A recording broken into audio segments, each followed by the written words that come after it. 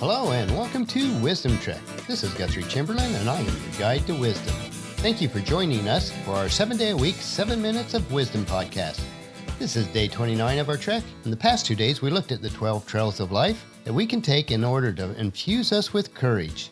Today we'll consider how trekking up the mountains and through the valleys is much like life. We cover a lot of topics on our podcast, all focused on gaining wisdom and insight that help us to create a living legacy. Many of the podcasts are in series or steps that cover multiple days.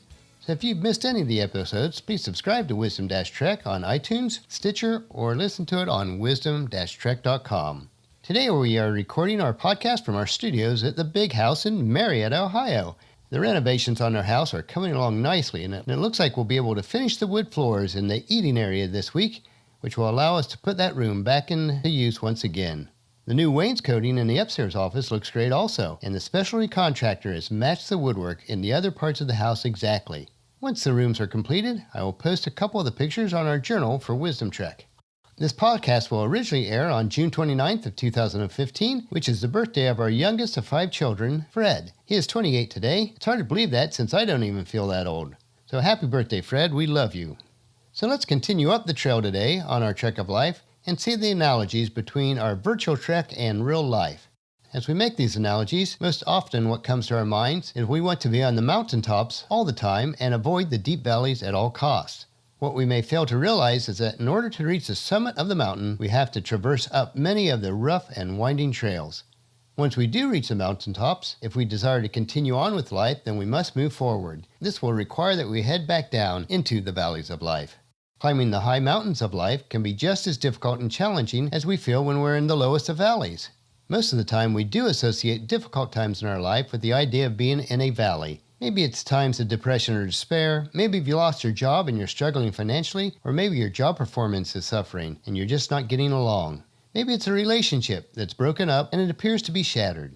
I prefer to look at life more in longer stretches, more as seasons than mountains and valleys. Each of us experience the upward climbs and downward slopes, sometimes multiple times each day. There are seasons of life that are hard, terribly hard. During these difficult times, when our world seems to be pitch black and we are stuck in the valley of despair, when we don't know if the new day will dawn or if the sun will ever peek over the mountaintops again, how should we handle these situations? Now, I realize that there are some that have been mired in the valley for years, but that is usually the exception. One of my personal practices that I try to remember, so when times are difficult, is to ask myself this question: what crisis was I having, or what was I worrying about last year on this very same day? Usually I have no clue. Then I remind myself, so shall it be next year at this time.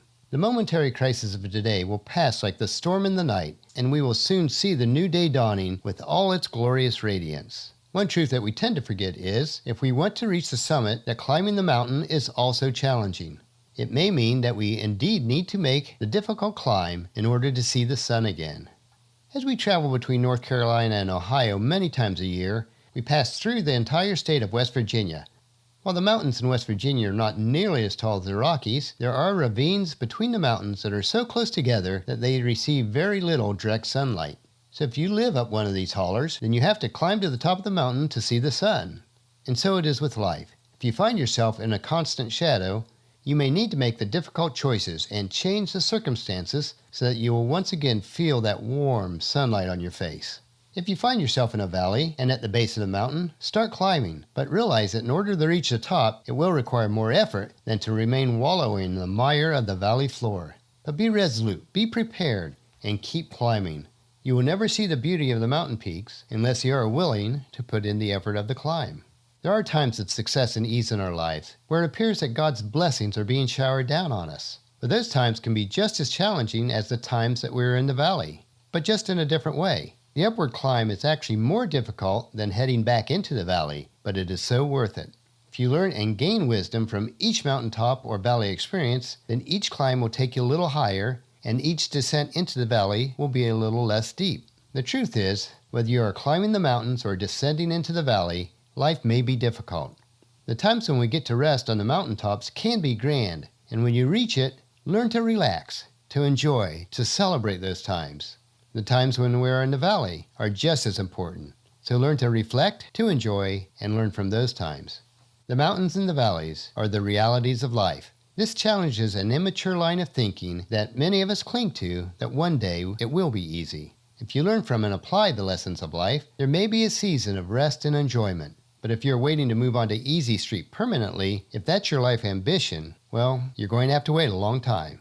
Winston Churchill put it this way: mountaintops inspire leaders, the valleys mature them. Now, as a follower of Christ, in times of difficulty or ease, I go to the source of all wisdom, the Bible, for strength and peace. So today, let's look at a psalm that King David penned. It's Psalm 121, and this will help us on our track of life.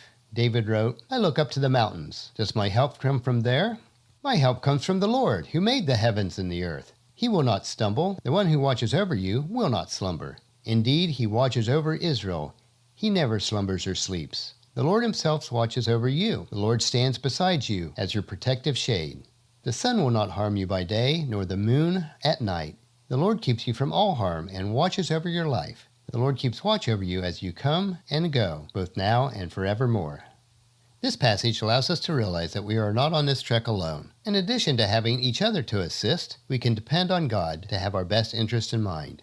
So the key of traversing the trails of life, up the mountains and through the valleys of each day, are the 3 axioms that I end the podcast with. Listen closely to them today at the end of the podcast. Well, that'll finish our podcast for today. If you've missed any of our previous podcasts, please check out Wisdom Trek on iTunes, Stitcher, or at wisdom-trek.com. Tomorrow we will learn how to eat an elephant. Now, I love and think that we should protect all of God's creation, so I guarantee that no actual elephants will be harmed during this process. So please check into our camp tomorrow for another day of Wisdom Trek, creating a legacy. If you enjoy our daily dose of wisdom, I encourage you to help us out in the following 4 ways. Number 1, leave us your feedback about the podcast at wisdom-trek.com. Number 2, please subscribe on iTunes or Stitcher so that the podcast will be downloaded to you automatically each day. Number 3, please leave us a rating on iTunes and Stitcher. This will help us to know how we're doing. And number 4, spread the word to everyone you know to join us on our Wisdom Trek. I thank you for helping us out. The journal from today's podcast can be found at wisdom-trek.com, where you'll also find wisdom nuggets and free resources.